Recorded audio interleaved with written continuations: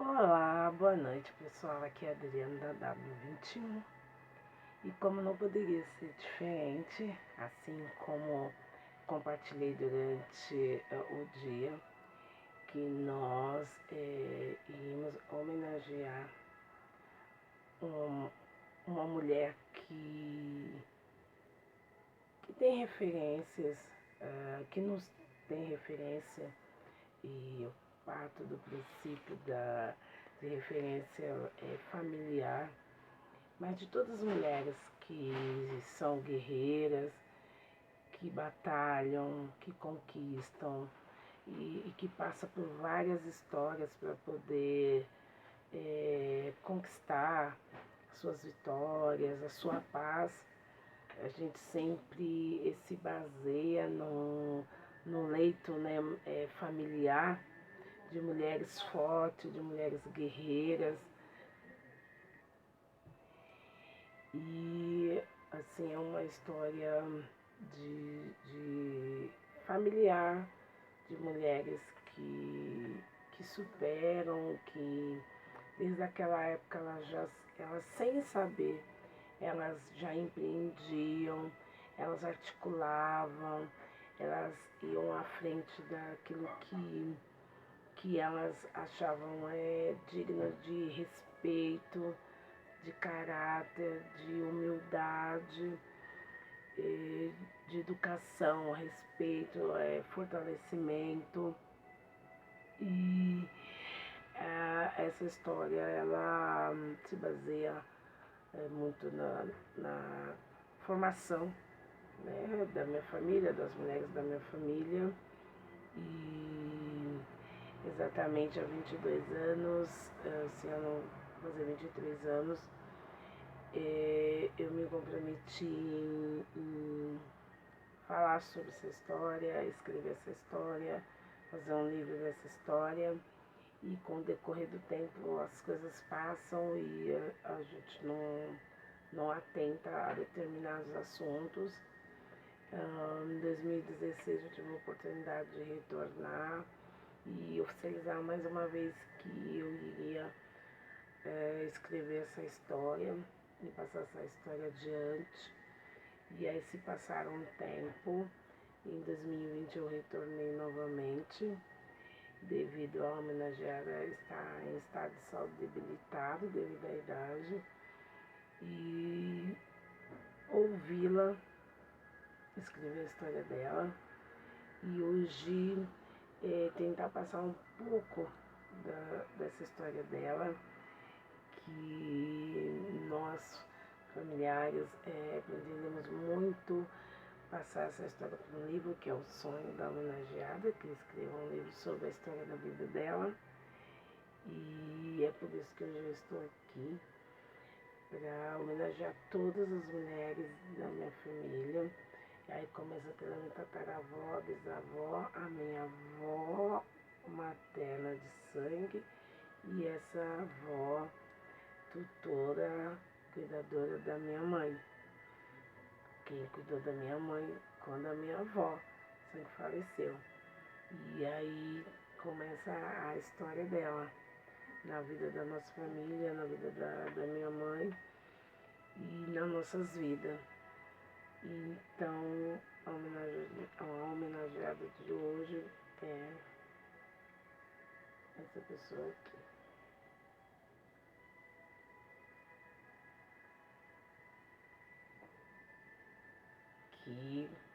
Cujo tema do livro é As Histórias de Eujácia. E então hoje nós vamos falar de Eujácia Afonso da Silva, nascida em Colina, em uma fazenda Mandaguari, a dona da fazenda Sinhá Junqueira,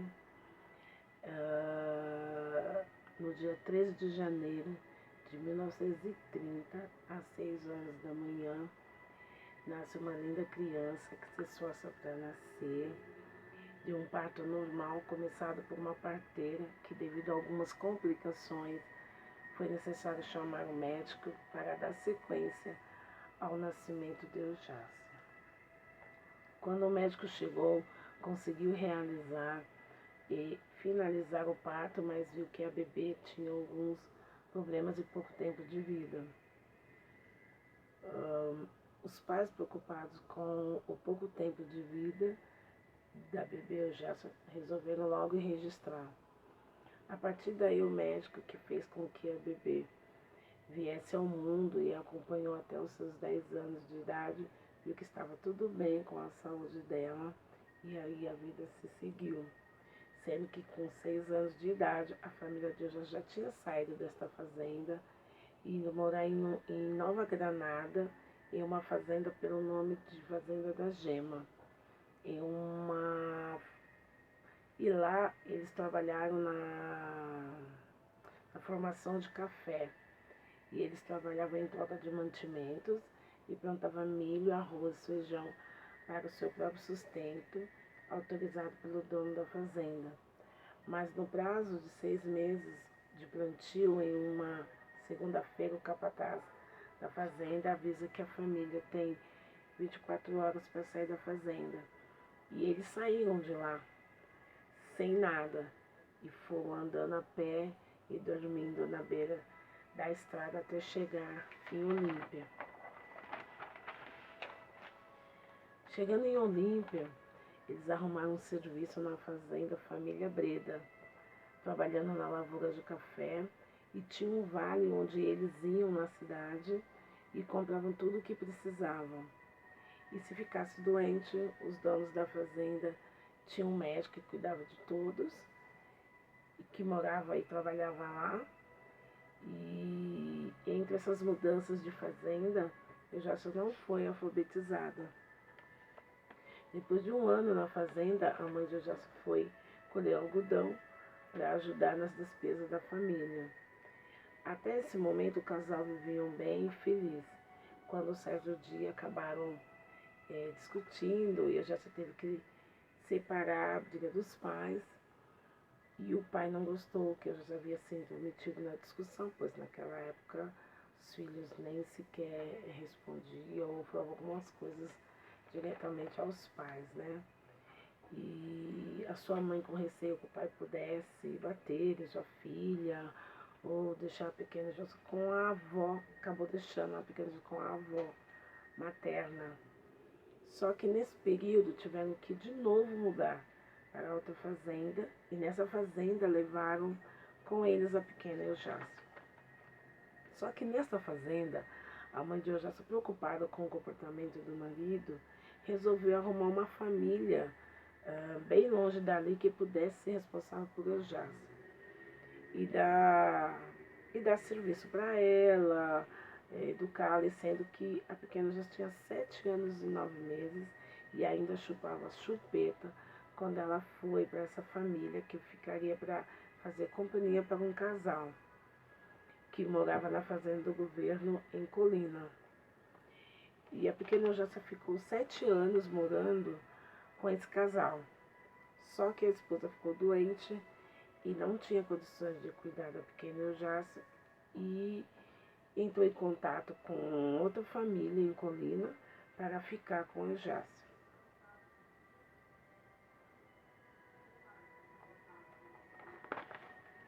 Bom, e aí a família síria adotou a pequena Jácia para trabalhar, tomando conta de 2 crianças, sendo um menino e uma menina, e sem salário, assim que ela começou na casa.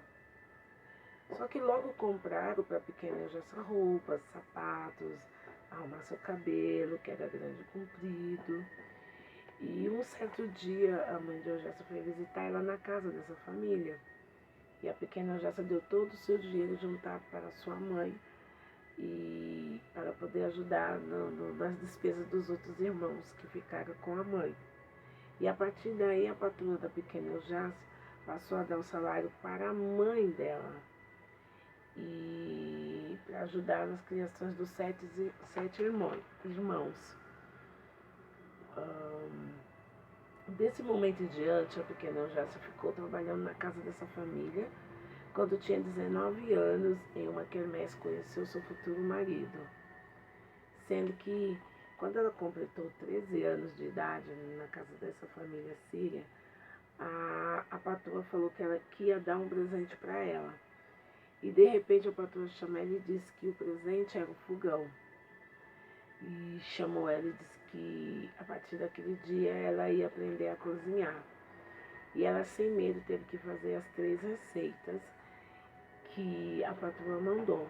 E quando foi meio-dia, o esposo da patroa dela chegou do trabalho e almoçou e gostou da comida que ela tinha preparado pela primeira vez, cozinhando na casa. Aí a patroa começou a ensinar a pequena Jácia a cozinhar. E por este presente, ela nunca ficou sem trabalhar em toda a sua vida, por aprender a cozinhar desde pequena, mesmo não sabendo ler e escrever. E com 19 anos, seu futuro namorado foi ao serviço dela para pedir em namoro, sendo que ela não podia sair para passear com o namorado, ela não sabia como seria esse namoro. Mas o namorado aceitou namorar a si mesmo e por 3 anos foi assim, sendo ele sapateiro e trabalhava, e com 3 anos casaram e foram morar em Colina, que permaneceram por 3 anos em Colina e depois, junto com a sogra, vieram para Barretos, em busca de serviços melhores, né, do lugar onde eles estavam. E nesta casa o marido e a sogra iam trabalhar e eu já só ficava cuidando dos cunhados, que eram crianças pequenas ainda. E com 23 anos já só ficou grávida do primeiro filho, chamado José. E que logo em seguida ficou grávida da filha Antoninha. Depois ficaram 6 anos em Barretos, com esses 2 filhos. Quando surgiu a oportunidade da família vir para São Paulo, sendo que a Jéssica ficou preocupada de como ela iria aprender a andar em São Paulo, mas mesmo assim vieram. E chegando aqui em São Paulo, foram morar na Vila Medeiros, onde nasceu seu terceiro filho, Silvio. Depois teve o Gilberto, depois o Juninho, depois a Rita, depois a Zezé, o Roberto, depois nasceu a Mara, a Cristina e o Nelson. Nesse período, seu marido ganhou o vício de apostar em corrida de cavalos e eu já só teve que assumir a parte financeira da família. E assim acabou mudando 36 vezes de casa de aluguel por não conseguir honrar o compromisso dos aluguéis. Nesse tempo, o irmão do seu marido veio a falecer e logo em seguida sua esposa também faleceu. E eu já só passou a ser tutora das 5 crianças menores de idade, sendo que seu marido, sendo tio paterno das 5 crianças, não aceitava ficar com eles, mas eu já só quis ficar e assumiu toda a responsabilidade. Dentre essas 5 crianças, inclui a minha mãe. Um belo dia, seu marido gastou todo o dinheiro do aluguel em aposta de corrida de cavalos e ela decidiu ir embora para Barretos novamente, levando seus filhos e 3 das crianças na qual ela era tutora e responsável. Chegando em Barretos no outro dia, ela arrumou um emprego para poder pagar o aluguel da casa de São Paulo e seguir sua vida em Barretos. Ficou algum tempo trabalhando nesta casa de família e logo depois foi trabalhar na casa de um juiz em Barretos. E lá ela ficou por 19 anos, sempre na cozinha, como ela costuma dizer. O dom do presente da infância era cozinhar e ter paixão por cozinha. Nesse tempo, seu marido voltou para Barretos para o seio da família. Sua filha arrumou um emprego para o pai, onde trabalhou e se aposentou. Depois veio a enfermidade, que agravou, e por 6 meses ele veio a falecer. Uma observação: a mãe da Eugécia furou a orelha dela bem pequena, mas ela nunca teve um brinco para colocar. Então ela nunca teve medo de nada, nem mesmo a camada, né? A história da vida dela. No decorrer da sua estadia em Barretos, teve 6 enfermidades Em 1985 teve câncer de uterino benigno, tomou os remédios, fez o tratamento e curou. Em 2011 ficou doente de asma e das pernas, mas até hoje não descobriu o que é e qual a enfermidade, mas a vida continuou seguindo e sempre trabalhando. Em 2014 descobriu novamente o câncer de pele no nariz, fez a cirurgia, colocou prótese e a vida continuou. Todas essas enfermidades aconteceram na cidade de Barretos e sempre que se sentia curada, voltava ao seu trabalho normal e seguia com sua vida e família. No dia 15 de agosto do ano de 2000, veio a falecer seu filho Silvio, que ficou 8 anos e 9 meses lutando contra a enfermidade DST-AIDS. Sua filha Taninha teve câncer múltiplo nos órgãos e ficou 9 anos lutando e veio a falecer também. Seu filho José chegou a ter AVC, no qual não reconhecia mais ninguém, somente sua mãe, e ficou por 5 anos com essa enfermidade e depois veio a falecer. E aí veio o esposo, né, que descobriu câncer na garganta e veio a falecer também muito rápido. A sua filha Zezé, que descobriu câncer no organismo, lutou por 4 anos contra essa enfermidade, mas não resistiu, acabou falecendo. Teve um filho Roberto, né, que nasceu, ficou internado por 3 anos, com um tumor no estômago e veio falecer. Mas naquela época era difícil diagnosticar qualquer tipo de enfermidade referente ao câncer, né? Não se tinha toda essa infraestrutura que se tem hoje.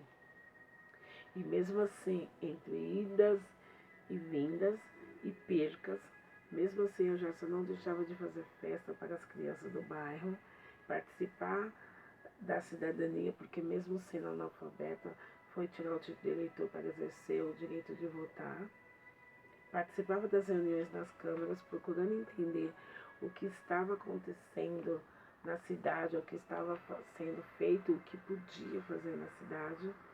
Sempre era chamada para palestrar e incentivar senhoras da terceira idade a participar de todos os assuntos e eventos da cidade com muito sorriso no rosto e autoestima elevada.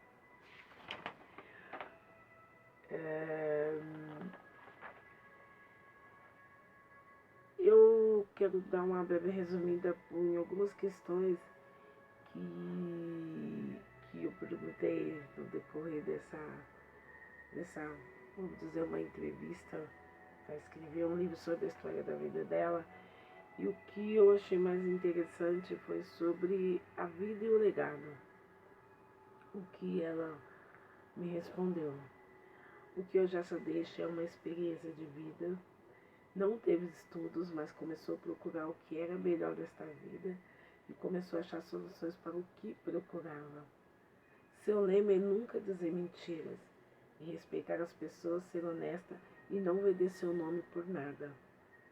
Foi tudo isso que fez com que ela crescesse e chegasse onde chegou, de cabeça erguida e avante. Tudo isso se resume aos seus 90 anos de idade. E com 90 anos de idade, abençoada, iluminada, bem lúcida, conversa bem, se interessa por todos os assuntos e Deus sempre em primeiro lugar na vida dela e nunca desistiu das conversas no meio do caminho. É o dilema dela. Que nunca devemos desistir das conversas no meio do caminho. Sempre temos que voltar e dar continuidade naquela conversa que a gente deixou no meio do caminho e resolver da melhor maneira possível. Qual é o hobby de Eujassi? Nos meados dos anos de 1970, ela começou a costurar roupas da família e para fora, em especial fantasia de escolas de samba. Chegou a costurar vestido para noivas e arrumar roupas, fazer tapetes. Sendo que em 1985, ela comprou sua primeira máquina de costura, que senta e costura nela até hoje. Foi adaptado o pedal devido à sua enfermidade nas pernas, mas sempre coloca em prática seus desenhos em tecidos em forma de jogos de tapetes que chega a presentear as pessoas. Essa parte da história da vida dela, ela estava costurando e falando sobre seu hobby, que é seu passatempo predileto. Em termos de moradia, a moradia própria de Ujasa. Em 2017, Ujasa realizou o sonho de toda uma vida, que esperou 17 anos para receber a chave da sua casa própria, que ela foi contemplada. Com 87 anos, ela entrou na sua própria casa, na qual mora até hoje, e diz que não podemos desistir dos nossos sonhos e nem deixar a conversa pelo meio do caminho. E hoje estamos conversando sobre suas realizações. É um legado muito grande, de uma história resumida, deu uma resumida na história. É lógico que tem muitas coisas, muito mais assuntos a serem explanados. E assim, ela é apaixonada por tudo que faz. E diz: se você não sabe amar, você não ama os outros. E ela também, ela agradece, tem a parte dos agradecimentos, que ela diz: o motivo de mostrar sua vida é dar exemplo de que não devemos culpar as pessoas do passado e do presente, e sim vivenciar e tirar lição de tudo que passamos em nossas vidas. Só diz que faltou ter ido à escola, mas assim mesmo sua vida seguiu. E agradece aos patrões e famílias no qual trabalhou, em suas casas, e nunca a abandonaram. E dentro dessas casas ela teve a oportunidade de conhecer pessoas muito importantes, pessoas que direcionaram, que orientaram a história de vida dela. E lógico, sempre tem uns make-off, algumas histórias que não vêm aqui, né, pro vídeo, e não vai para o livro, né, das histórias de Ujasa, de toda uma vida, de toda uma conquista. Eu acredito que é muito forte, né, você, naquela época, né, acontecer todas essas situações que são verídicas, é fato, não tem nada aqui inventado. Todos nós sabemos da história, né, daquela data, daquele tempo, tudo como que acontecia. E hoje a gente poder vivenciar fato real dentro do seio da nossa família, coisas que às vezes você só ouviu falar, ou em histórias, ou em livros, ou em alguma situação, e de repente você consegue ouvir de pessoas que passaram por isso e não desistiram, mesmo em ter tantas perdas, a tantas batalhas, a tantos sofrimentos, a tantas coisas que acontecem com a maioria das mulheres, né, nessa questão, né, nessa situação. E eu acredito que até hoje ainda aconteça, talvez não tanto quanto antigamente, mas de alguma forma acaba acontecendo. E sempre naquela situação da classe mais baixa, da etnia, do não acesso à educação, não acesso à moradia, não um acesso a um patamar maior na sociedade, e aí acaba se tornando uma sequência de descaso, de situações desagradáveis, mas mesmo assim superável, né? Então não podemos nos vitimizar em situações que não são iguais, né? Mas tentar fazer dessa desigualdade um aparato de superação, de foco e de força para mudar, para melhorar, para aniquilar essas diferenças que nos separa de situações que há muitos anos vem se lutando para se igualar em todos os sentidos, quero dizer. Mas contra fatos não há argumento, a história está aí. E que bom que nós dessa geração podemos ter um nascimento melhor, uma convivência melhor, não tanto quanto nós gostaríamos que fosse, mas as nossas histórias foram, graças a Deus, melhores, mas a estrutura familiar foi melhor que da época dela, e que nos faz a diferença, né? Gente, eu vou beber um pouco d'água.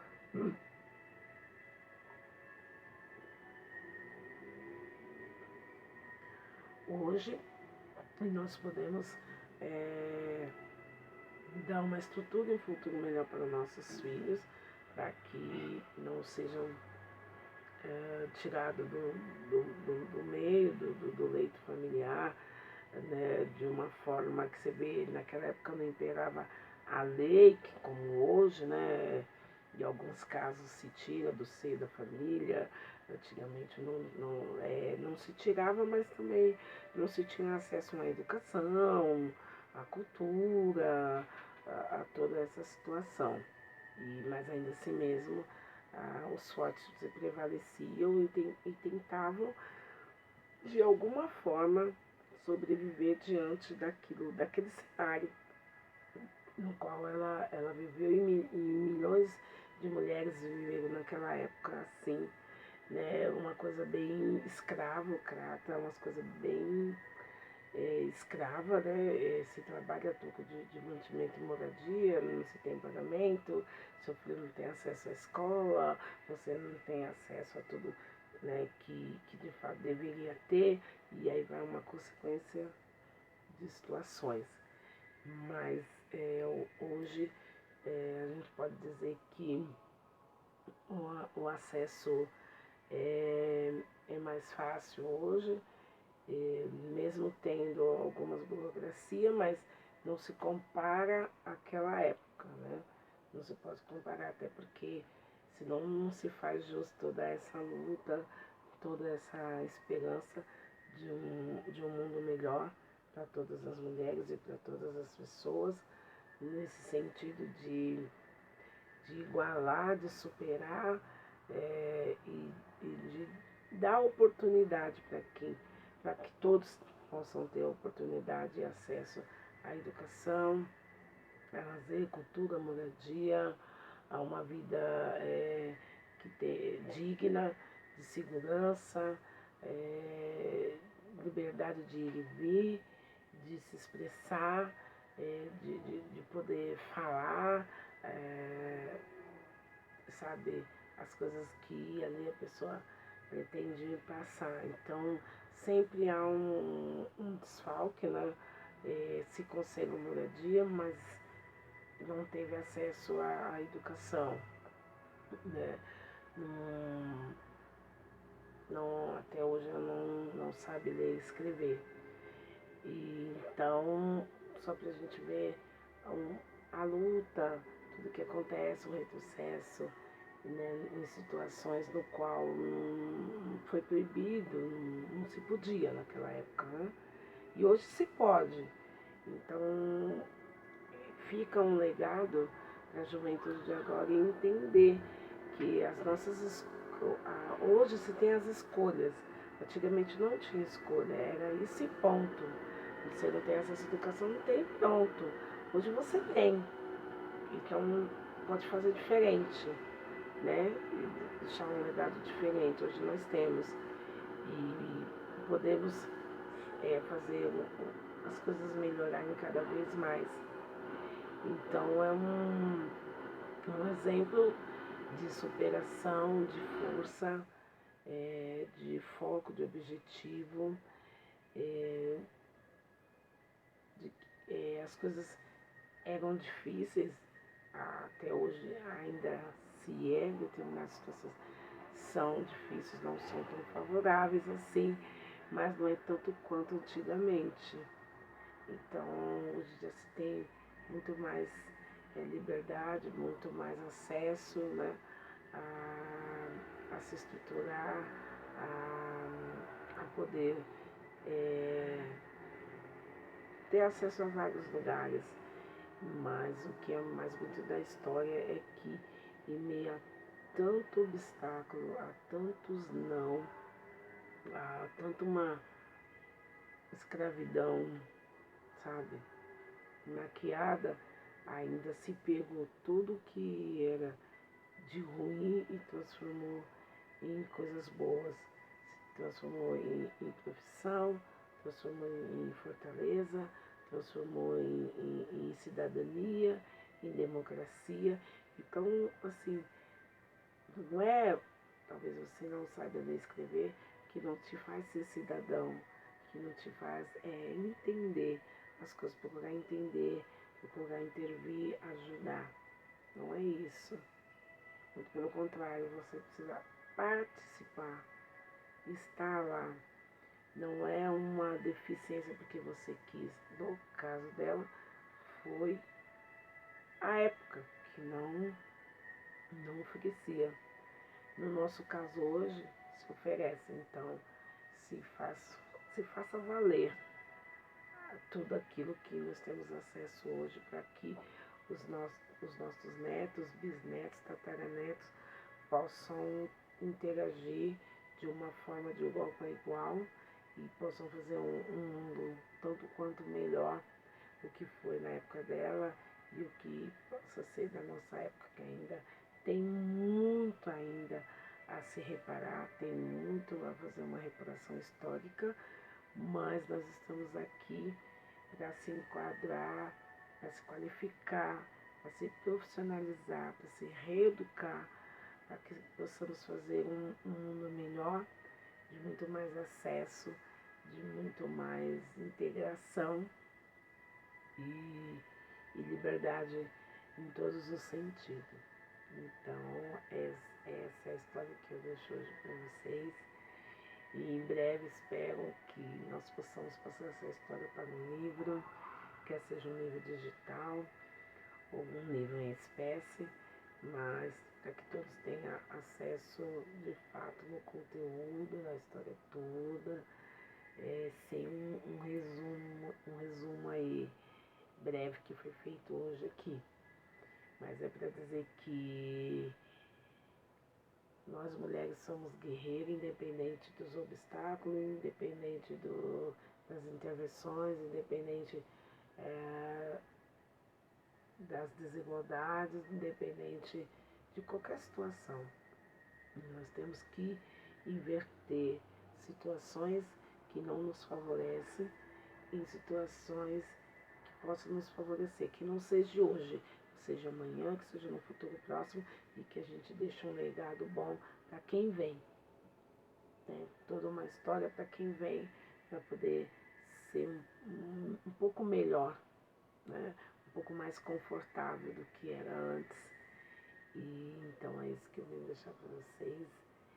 E beijo no coração de todas e nos vemos no próximo episódio, no próximo capítulo, numa próxima história. E feliz dia das mulheres para todas as mulheres.